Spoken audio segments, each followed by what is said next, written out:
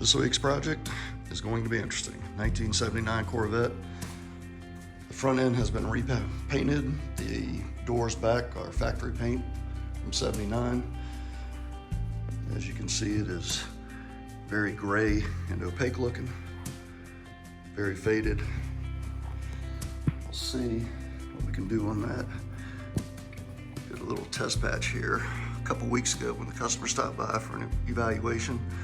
So we know it can come out and at least get it closer looking to the front. We should be able to clean that up quite a bit, but the goal is to make it look fairly uniform all the way around.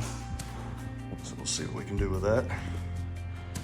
So I think we have a base coat, clear coat on the front, a single stage on the sides and back, which will make it a little interesting. As you can see, it's pretty rough, so there should be a really nice transformation on this car. So stay tuned till the end of the video, see how it turns out. This is just a little bit more video showing the actual surface quality before we started. This was after the clay bar, but before any paint correction got started. And you can really see how hazy and opaque the paint is up close. So we got our work cut out on this one.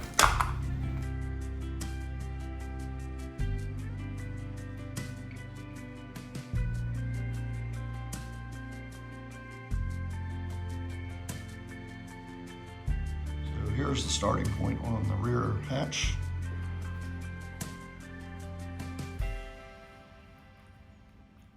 Again, not perfect, but now you can see it's jet black and shiny versus gray and dull.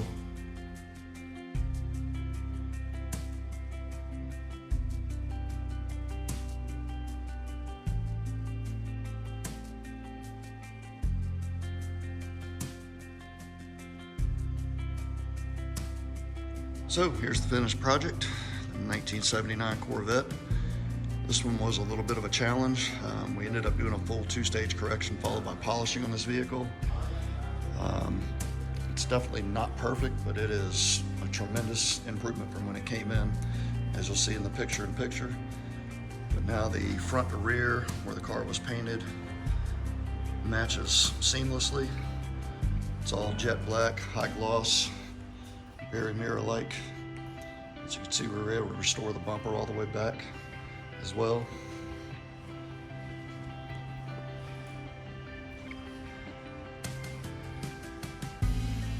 Now the vehicle definitely has just a black glass look to it.